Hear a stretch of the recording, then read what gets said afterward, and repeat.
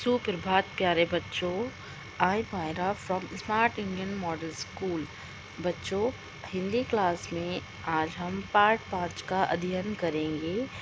Part 5 Arjun Singh.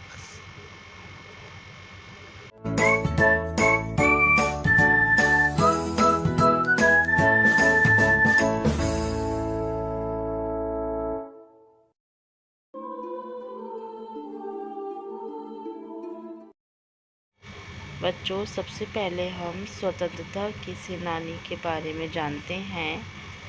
देता इतिहास गवाही है, स्वतंत्रता के मतवालों ने यह आज़ादी दिलाई है। ये हमारे भारत देश की स्वतंत्रता सेनानी है। पाठ का नाम है अर्जुन सिंह। सबसे पहले बच्चों यहाँ पर कुछ चित्र दे रखे हैं। ये भारतीय स्वतंत्रता सेनानी है। भारत देश की आज़ादी में इन स्वतंत्रता सेनानियों का महत्वपूर्ण योगदान रहा है। भगत सिंह, चंद्रशेखर आज़ाद, बाल गंगाधर तिलक, पंडित जवाहरलाल नेहरू, महात्मा गांधी। प्यारे बच्चों, आज हम हिंदी में पाठ 5 अर्जुन सिंह का पाठ पढ़ने वाले हैं। तो बच्चों, आप यहाँ देख सकते हैं हमारे देश की कुछ प्रसिद्ध स्वतंत्रता सेनानियों का चित्र दे रखा है और हमें इन चित्र की सहायता से इनके नाम लिखना है। ठीक है बच्चों, चलिए स्टार्ट करते हैं आज का ही पाठ। एक था बालक अर्जुन सिंह, वह अपने माता पिता और छोटी बहन का दुलारा था। उसके माता पिता उससे बेहद प्रेम करते थे। छोटी बहन भैया भैया कह के पुकारती थी।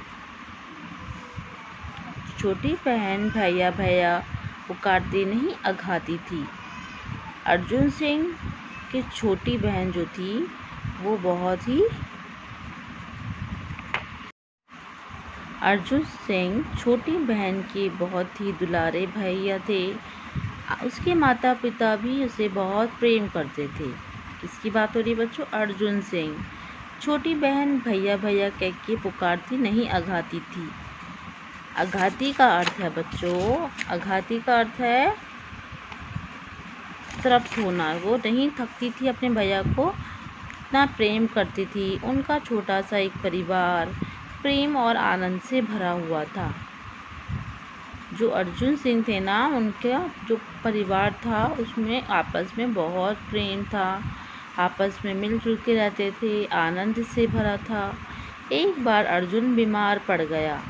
उनका बुखार बहुत तेज था। माता पिता और बहन सभी उसके लिए परेशान हो गए। माँ ने उसकी इधर उधर की चीज़ें खाने पर रोक लगा दी। तो अर्जुन सिंह का मन गुड़ और चना खाने को ललचा रहा था। उनकी छोटी बहन से भाई का दुख ना सहा गया। वह चुपके से भाई के लिए गुड़ और चना ले आई। उसने भाई को खाने के लिए दे दिया। किसने? अर्जुन की बहन ने। कुछ दिनों बाद अर्जुन का बुखार भी उतर गया। भाई के मन में बहन के प्रेम की भावना और गहरी हो गई। क्योंकि बच्चों, जब हमारी बहनें हमें प्यार करती हैं और हमारे लिए अच्छी अच्छी चीज़ें लाती हैं, जिस चीज़ को हमारा मन करता है वो चीज़ें हमें देती हैं, तो हम भाइयों का जो मन होता है ना, वो और प्रेम भावना से बढ़ जाता है। एक दिन लोगों ने सुना कि कौमी झंडे का जुलूस निकलने वाला है। बच्चों, कौमी का अर्थ क्या होता है? स्वदेशी। और सभी देशभक्तों के दिलों में आनंद और उत्साह की भावना समा गई। क्योंकि कौमी का जुलूस, जो हमारे स्वदेशी झंडे का जुलूस निकलने वाला था, तो सभी देशभक्त होते हैं, जो अपने देश से बहुत प्यार करते हैं, उनके दिलों में आनंद और उत्साह की, खुशी की भावना जागृत हो गई। देश का वायसराय नहीं चाहता था कि कौमी झंडे का जुलूस निकाला जाए। देश का जो वायसराय था वो नहीं चाहता था कि कौमी झंडे, स्वदेशी झंडे का जुलूस निकाला जाए। इसलिए उन्होंने हुक्म दिया, हुक्म का अर्थ मीन आदेश दिया कि जुलूस नहीं निकाला जाएगा। वायसराय का हुक्म सुनते ही देशवासियों के दिल मुरझा गए, क्योंकि सभी देशवासी अपने देश से बहुत प्यार करते हैं और अपने देश की लिए उनके लिए अच्छी अच्छी भावनाएं जागृत हो गई। उन्होंने सोचा कि इस कौमी झंडे से जो है हमारे देश में और क्या होगा, प्रेम बढ़ेगा, है ना। तो वायसराय के इस आदेश से देशवासियों का दिल मुरझा गया। बड़ा आया वायसराय, क्यों ना निकले झंडे का जुलूस। भाई ने बहन से कहा, अर्जुन ने अपनी बहन से कहा। बहन ने पूछा, कौन है ये वायसराय। भाई ने कहा, ओह होगा कोई। बहन ने कहा, वह जुलूस निकालने क्यों नहीं देता। भाई ने बहन से कहा, हमारा देश अंग्रेज़ों का गुलाम जो है, आपको पता है बच्चों, पहले हमारा देश अंग्रेज़ों का गुलाम हुआ करता था।